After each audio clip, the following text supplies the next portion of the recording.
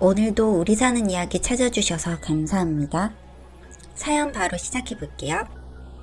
해도 해도 너무한 시댁, 그리고 남편 때문에 더 이상 결혼 생활을 유지할 수 없었습니다. 그래서 포기했고 갈라서게 되었죠. 남편은 차남입니다. 위에 형이 하나 있고 이 형제의 나이 차는 5살 차이. 그런데 아주버님은 워낙 실패한 인생을 살고 있어요. 다분한 바람기에 이혼을 당했고 그럼에도 정신을 차리지 못하고 도박까지 하는 사람.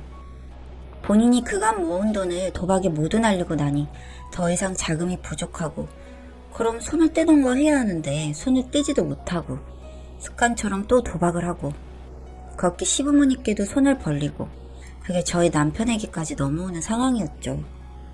저는 다른 것도 아니라 도박 때문에 필요한 그 돈을 절대로 보태주고 싶지 않았기 때문에 죽어도 안 된다는 입장이었고 남편은 지 하나밖에 없는 형이 죽는 소리라고 힘들어하니까 어떻게든 도와주려고 했죠. 그래서 제가 그렇게 말을 했어요. 네 형 도와주고 싶으면 네 용돈에서 차감해서 도와주던가 해. 난 죽어도 싫다고 분명하게 말했어. 우리 같이 모으는 돈이던 생활비 뭐 이런 건 네 돈 아니야. 같이 번 돈이지. 한 푼이라도 손대면 가만 안 둘 거니까 알아서 해. 아니 형이 정신 차렸다고 하잖아. 도박을 하겠다는 게 아니라 이제 정신 차리고 새롭게 살려고 하는데 조금 자금이 필요하다고 하는 게 그게 그렇게 어렵냐고. 나도 도박 다시 한다고 했으면 도와달란 말 꺼내지도 않았을 거야. 그런데 그게 아니잖아. 당신도 너무 냉정하게 생각하지 말고 좀 생각을 해봐. 당신 동생이 이런 상황이었어도 안 도와줬겠냐고. 당신 너무 막 나간다. 가족 건드지 말고 언급도 하지 마. 애초에 내 동생은 그런 짓도 안 해. 누굴 어디다 비교해. 진짜 시댁일로 너랑 싸우는 것도 지쳐 이제는. 알아? 미칠 것 같다고 나도 한계라는 게 있는 거야. 나도 사람이고 언제까지 시댁일에 질질 끌려다니면서 나만 나쁜 년 소리 듣고 독한 년 소리 듣고. 왜? 언제까지 대체 그래야 되는 거야 내가. 당신이 말 좀 해봐. 누가 또 당신 보고 나쁜 년이라고 하겠어. 그런 게 아니라 조금 냉정해. 당신은 내가 봐도. 당신의 그런 냉정함이 나를 조금 힘들게 할 때가 있어. 큰 돈도 아니고 딱 한 달 동안 다시 사회생활에 복귀할 수 있도록 200만 원만 빌려달라는 건데 그게 그렇게 어려운지 모르겠다. 당신 이번 달에 보너스 받는 것도 아는데 진짜 해도 해도 너무한 것 같다. 그 보너스가 네 형한테 줘야 되는 돈이야? 그리고 난 솔직히 모르겠어. 매번 그런 식으로 도와줬어도 단 한 번도 정상적으로 돌아온 적 없잖아. 항상 다시 도박판에 들어가서 도박을 하면 했지. 그 돈도 결국 또 도박판에 흘리고 말 걸 알기 때문에 죽어도 싫은 거야. 알겠어? 이제 그만 말해. 이렇게 당신이랑 싸우는 것도 이제 지겹고 진절머리나. 이런 식으로 매번 남편과 시댁일로 아주버님 일로 싸우기 바빴습니다. 남편은 그래도 대화라도 통하지 시부모님은 절대 대화도 통하지 않았어요. 저희가 차곡차곡 모아서 이번에 집을 매매하게 되었는데 그 모습을 지켜보던 시부모님은 저희가 무슨 돈이 엄청 많은 줄 아세요. 저희 역시도 못 먹고 안 쓰고 힘들게 모은 돈인데 그걸 왜 그렇게 생각하시는지. 남들 다 여행 다닐 때 저희는 우리 집 꼭 사자라는 목표 하나로 아둥바둥 진짜 힘들게 살았거든요. 그걸 왜 몰라주는지 모르겠어요. 그러니 저희가 돈이 많은 줄 알고 끊임없이 이것저것 부탁하는 시부모님 때문에 미칠 지경이죠. 하루는 저한테 그러더라고요. 아가, 밥은 먹었니? 내가 부탁할 게 있어서 연락을 했는데. 네? 어떤 부탁이요? 왜 한숨을 쉬니? 말도 안 했는데 사람 무안하게. 아, 어머님 솔직히 이제 두 분 전화 오는 것만 봐도 덜덜 떨려요. 또 이번에 어떤 부탁이세요? 말씀하세요. 아니, 우리 용돈 주는 거 있잖아.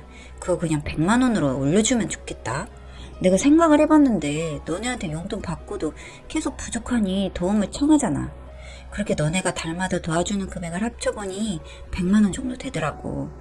애초에 저렇게 주면 서로 부탁할 일도 거절할 일도 없이 깔끔하고 너무 좋잖니. 넌 어떻게 생각하니? 이번 달부터 그렇게 주면 좋겠는데. 어머님, 지금 50만 원 드리는 것도 진짜 많이 드리는 것도 2배나 올리라고요? 얘는 무슨 80만 원으로 올린 지가 언젠데 아직도 옛날 용돈을 말하니. 고작 20만 원 더 올리는 건데 그게 뭐가 그렇게 큰 돈이라고 그러니? 이번 달부터 올려서 주면 좋겠는데. 네? 80만 원이라뇨? 그게 무슨 소리세요? 알고 보니 남편이란 놈이 저 몰래 시댁에 드리는 용돈을 30만 원이나 올려서 주고 있더라고요. 이게 문제는 뭐냐면 지가 지부모님 챙긴다는 게 뭐가 그렇게 문제겠어요. 그렇지만 둘이 받는 급여를 뻔히 알고 있는데 30만 원이나 나가려면 저를 속인 거죠. 월급을 속였을 확률이 높고 아무래도 저 몰래 비상금, 뒷돈을 만드는 것 같아서 실망스럽고 진짜 화가 많이 났어요. 한두 번도 아니고 언제까지 이렇게 시댁 뒤치다꺼리를 해야 하지 싶었죠. 그렇게 참고 살고 있는 제가 폭발하게 된 일이 생기고야 말았죠. 저 몰래 지영 돕겠다고 집 담보 대출을 무려 4천만 원을 받은 남편놈. 손발이 다 떨렸지만 지영한테 3천만 원을 줬고 시댁에 1천만 원을 준 남편. 동사무소에 볼 일 있어 갔다가 우연히 집담보대출 껴있다는 사실을 알고 말도 안 되지 그게 무슨 소리지? 하고 살펴보니 맞더라고요. 그날 밤 집으로 와서 남편한테 물었죠. 4천만 원 어디다 썼어? 또 시댁이야? 아니 그게 여보 형이 이번에 좋은 투자가 하나 생겨서 그거 성공해서 몇 프로 갚아준다고 하더라고. 그동안 우리한테 미안했다고. 그래서 빌려줬어. 그래? 그랬구나. 이게 네 집이니? 아니 그게 아니라 몇 배로 돌려준다고 하는데 안 할 이유가 있냐고. 당신 지금 몰래 대출한 걸로 화가 난 것 같은데 우리한테는 이득인 거야. 시댁에는 돈 왜 준 건데? 아니 엄마 아빠 이번에 집 일도 그렇고 돈도 여유가 조금 남고 여행도 다녀오시라고 효도 한 번 했어. 난 당신이랑 당신 집에 진짜 할 만큼 한 것 같은데 어떻게 생각해? 난 도저히 당신이랑 함께 할 수가 없을 것 같아. 진심으로 어떻게 생각하니? 내가 너랑 결혼했다는 이유만으로 내가 무슨 너네 집 돈 벌어다 주는 기계가 된 것 같아. 정작 너와 내 삶을 봐봐. 난 우리 집에 용돈 10만 원도 못 주고 있어. 알지? 나도 주고 싶어. 우리 부모님 효도하고 싶어. 그런데 왜 못 주겠어? 내가 왜 못 주겠냐고. 니네 집에 나가는 돈이 너무 많으니 우리 집이라도 아껴야 너랑 내가 사니까. 그래서 못 주고 있는 나를 보면 안쓰럽지도 않아? 그렇게 한참의 말다툼 끝에 내가 이 사람이랑 말해서 뭐하나 싶었고 시댁을 갔습니다. 끝장을 내러. 저 이 사람이랑 갈라설 겁니다. 그리고 고소할 거예요. 이 사람 앞으로 정상적인 생활하지 못하도록 제가 아주 못살게 구려고요. 아셨어요? 그러게 정도라는 거 있는 건데 언제까지 그렇게 저를 진짜 못살게 구시려고 하셨어요? 해도 해도 너무하잖아요. 그간 저 몰래 뒷돈 만든 것들 모두 문제 삼을 거고 두고 보세요.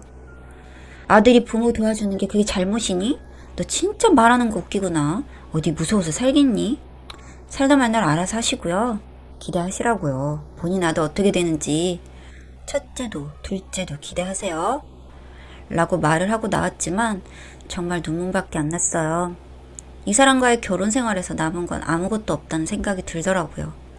아이를 낳지도 못했고 진짜 시댁에 이리저리 끌려다니기만 했던 나의 결혼 생활을 누가 보상해줄까 너무 아프고 속상했습니다. 그렇지만 지금이라도 홀가분하게 혼자 헐헐 날아다니면 되겠지라는 생각도 했고 이런 모든 부분을 친정에 가서 말을 한 후에 더 이상 함께하지 못할 것 같다고 말씀드렸고 그걸 왜 바보같이 참고 있었냐고. 이혼이 죄냐고. 갈라서고 너 혼자 성공하는 게 더 멋지다고 해주는 내 부모님. 그간 흘러나간 돈이 너무 아까워서 미칠 것 같았지만 지금이라도 우리 부모님만 보고 살아야지 다짐을 했습니다. 절 그렇게 힘들게 해놓고서도 쉽게 이혼을 해주지 않은 남편 때문에 꽤나 골치가 아팠지만 그래도 결국 이혼에 성공을 하게 되었고 시아주버님은 신고를 했어요. 불법 도박 등으로 말이죠. 현장에서 잡혀서 바로 구속되었고 전과가 있었더라고요. 그래서 나오는데 쉽지 않을 것 같아서 너무 통쾌하고 좋았습니다. 그리고 남편이란 놈은 저에 대한 마음이 변한 것도 아니었고 나름 여전히 저를 사랑했더라고요. 그래서 그런지 그 정을 떼는데 참 많이 힘들어했어요. 제가 선택지를 던져줬었거든요. 그렇다면 나를 선택하던 가족을 선택하던 둘 중 하나만 해줘. 난 당신과 함께 살면서 더 이상 당신 가족들과 함께 할 자신이 없거든. 이라는 제 선택지, 아무 말을 하지 못하고 침묵이 흐르던 남편을 보면서 가족 지키면서 잘 살아라라고 쿨한 척 보내주었고 솔직히 저도 남편을 사랑하고 좋아하는 마음은 있지만 결혼 생활 내내 너무 지쳤기 때문에 이 사람과의 이혼을 선택하긴 했지만 사실 마음이 아픈 건 사실이었어요. 시댁은 여전히 남편에게 빨대를 꽂고 열심히 쪼곡쪼 빨아먹는 것 같더라고요. 시아주버님 역시도 정신을 못 차리셨고 그곳에 유일하게 남편을 던지고 나온 것 같아서 한편으론 조금 마음이 쓰렸지만 또 다른 부분으로 생각을 해보면 저곳에 제가 남편을 사랑하는 마음 하나만으로 견디고 버텼다면 결국 저까지도 무너졌을 것 같아서 제 선택에 후회를 하진 않습니다. 다만 남편과 저의 마지막이 둘 문제가 아닌 시댁 문제라는 점이 조금 쓰리고 아플 뿐입니다. 두 번 다시 누군가랑 결혼하고 싶지 않습니다. 한 번 실패를 해서일까요?